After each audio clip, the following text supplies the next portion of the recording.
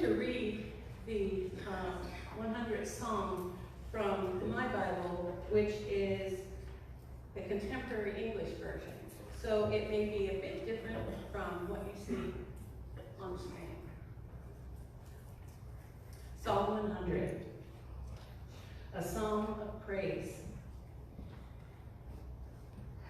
Shout praises to the Lord, everyone on this earth.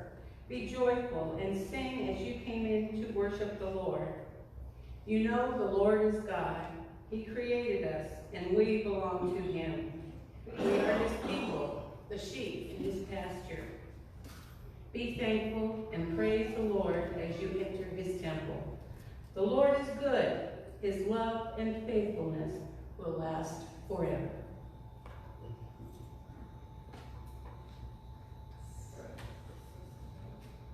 This is the word of the Lord. Let's hide God's word in our hearts and obey what it says. The Testament reading is from Hebrews chapter 11, verses 1 through 16.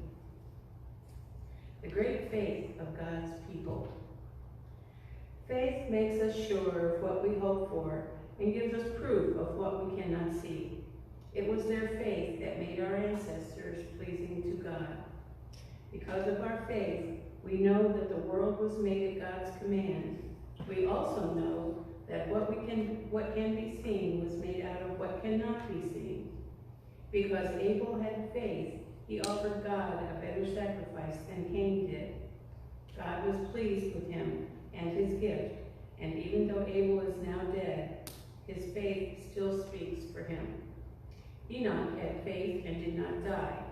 He pleased God, and God took him up to heaven. That's why his body was never found. But without faith, no one can please God. We must believe that God is real and that he rewards everyone who searches for him. Because Noah had faith, he was warned about something that had not yet happened. He obeyed and built a boat that saved him and his family. In this way, the people of the world were judged, and Noah was given the blessings that come to everyone who pleases God. Abraham had faith and obeyed God. He was told to go to the land that God had said would be his, and he left for a country he had never seen. Because Abraham had faith, he lived as a stranger in the promised land. He lived there in a tent, and so did Isaac and Jacob, who were later given the same promise. Abraham did this because he was waiting for the eternal city that God had planned and built. Even when Sarah was too old to have children, she had faith that God would do what he had promised, and she had a son. Her husband, Abraham, was almost dead, but he became the ancestor of many people. In fact, there are as many of them as there are stars in the sky or grains of sand along the beach. Every one of those people died, but they still had faith, even though they had not received what they had been promised. They were glad just to see these things from far away, and they agreed that they were only strangers. They were only strangers and foreigners on this earth. When people talk this way, it is clear that they are looking for a place to call their own.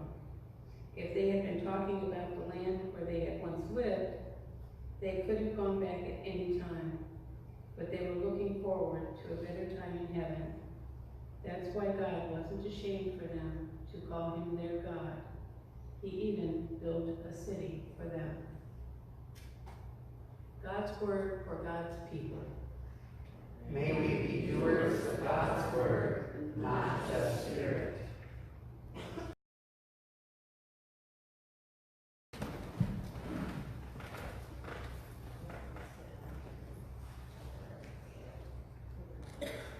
This weekend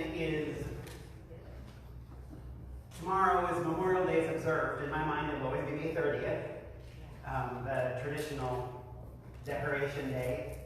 But we celebrated, so we get a long weekend on last Monday. My dad was a veteran, and while he never said anything to other people that I know of, one of his pet peeves is when people thanked him on Memorial Day. Because he said Memorial Day was not for me. Memorial Day was for my friends that are dead that died in Vietnam.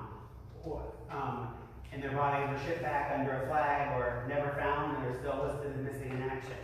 He said Veterans Day is for me. 4th of July, you can thank me. But Memorial Day is for those who died in service of the country. And again, he always thanked people nicely. But it's amazing the things you remember about holidays from your childhood. The other thing that was a big deal about Memorial Day in my childhood was we went to every family cemetery on both sides and took flowers and put flags. There was one grave that always stood out though. It wasn't for relatives. My grandpa Schaefer is buried in the veterans, grandma and grandpa in the veterans section of a cemetery outside of Lebanon. And everyone there is either a veteran or veteran's family, is the only way you can be in it. And to get to his grave, he died when I was 6. I always passed a little heart-shaped stone. With a 7-year-old, you can look at the date of birth and death, and a 7-year-old girl. Every time I went to that cemetery, it had different flowers. Even when Grandma was nearby, and I used to like to walk and pray there sometimes, so it wasn't like I was only there once in a while, at some periods of time. I never saw who brought them, never crossed paths, but they were always fresh flowers, beautifully arranged. You could tell that somebody put a lot of effort into it. And then one visit, there were no flowers or markers, and there's never been again. I wonder, did her parents, I'm assuming one of her parents or siblings, did they move away? Did they die? What happened for this grave to almost daily get fresh and then nothing? Were they no longer able to drive and get out to the cemetery? And it bothers me a little, thinking of all the tears and care that went into it, but now the grave is obviously neglected. The family always took care of everything all around it, and now the cemetery does, but it's not to the same.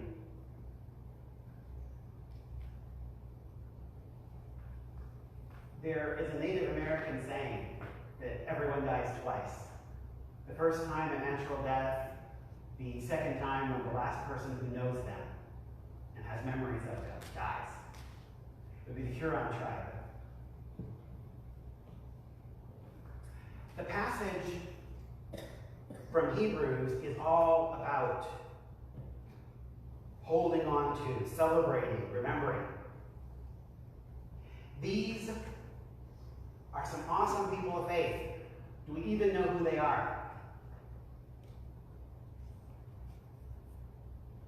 Abel. Cain and Abel. Some of you are nodding. Some of you are blank stares. Some of you are saying, "Will you be quiet already? I want to eat cookies." But Cain and Abel, brothers. Abel makes the right sacrifice before God, and Cain gets jealous because God doesn't accept his sacrifice.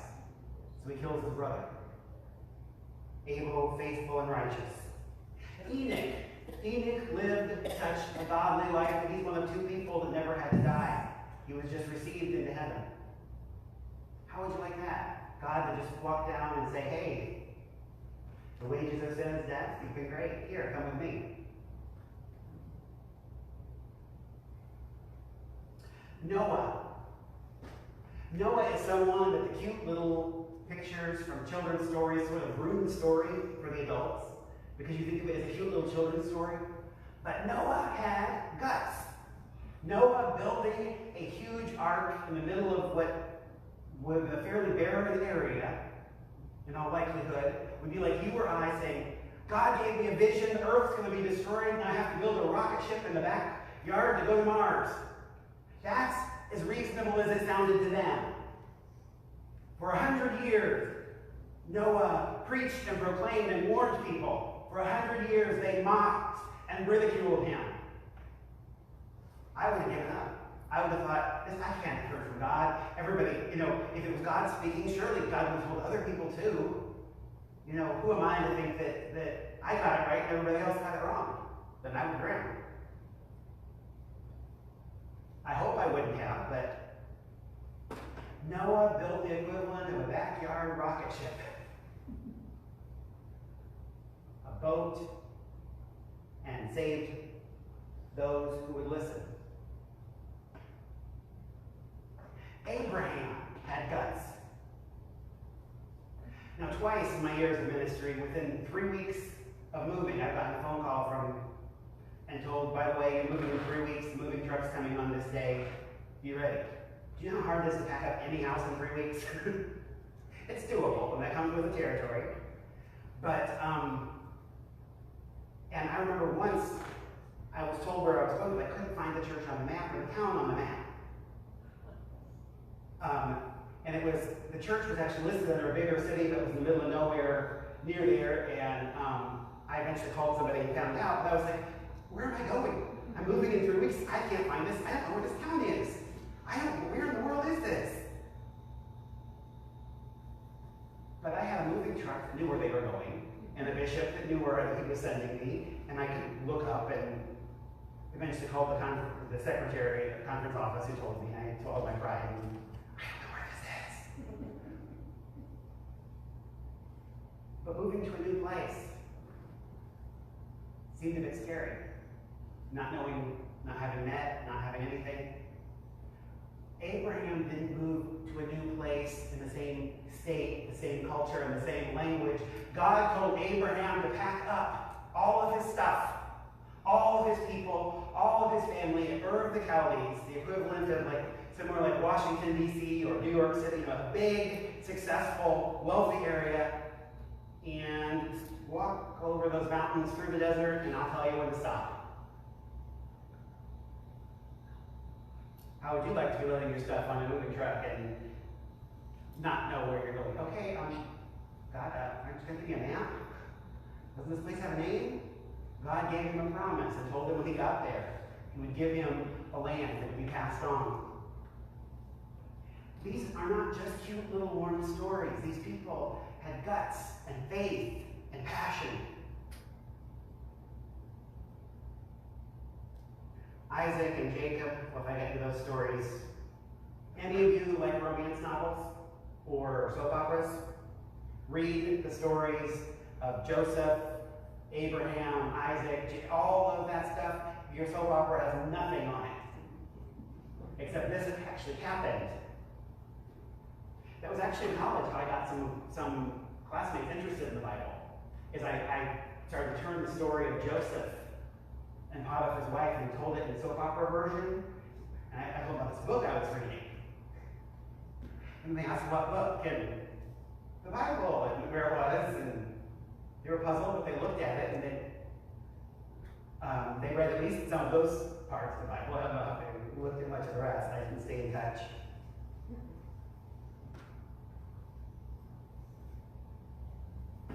Abraham, at 100, around 100, God gave his son. Faith. The legacy of faith. Last week I shared a little bit about some of the circuit riders that would have founded this and other Methodist and Brethren churches throughout the country. Peter Cartwright is one of the gutsiest and one of my favorite.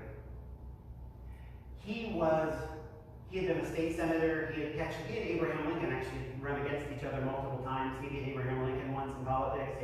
Abraham Lincoln beat him once in politics. But he was fairly well known, and he was asked, he was speaking. And in a large crowd at a 4th of July ceremony. It was inside one of the largest churches in town. And President Andrew Jackson was passing through and wanted to stop because it was also sort of a political rally. And he was asked by the pastor of the church. Peter Cartwright was the district superintendent, by the way, for Dyke Elder. he was said, the president is here. Please, please, please be nice. Because he was known for being fiery.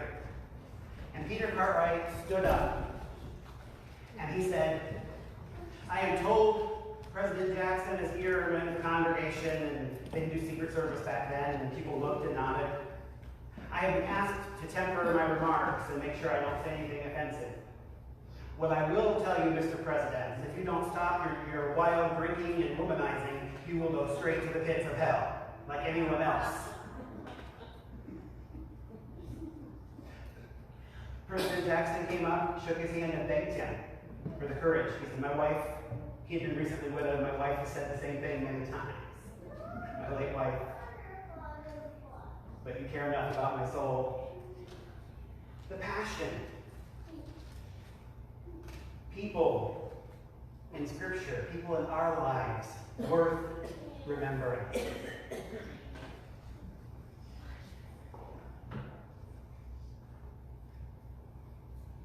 Who do you remember?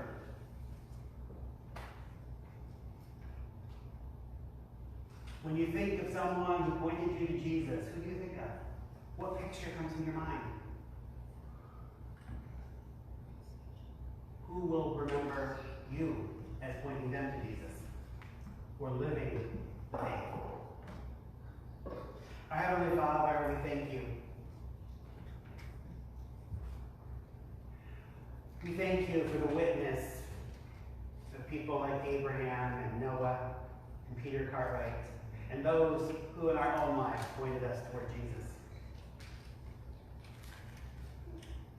May we lead lives of love, of courage, of example, that others may in us see Jesus, and men and women, boys and girls be drawn to him. Come back with me again to that little cemetery. See the little 7-year-old's undecorated tombstone. She may have been forgotten by people here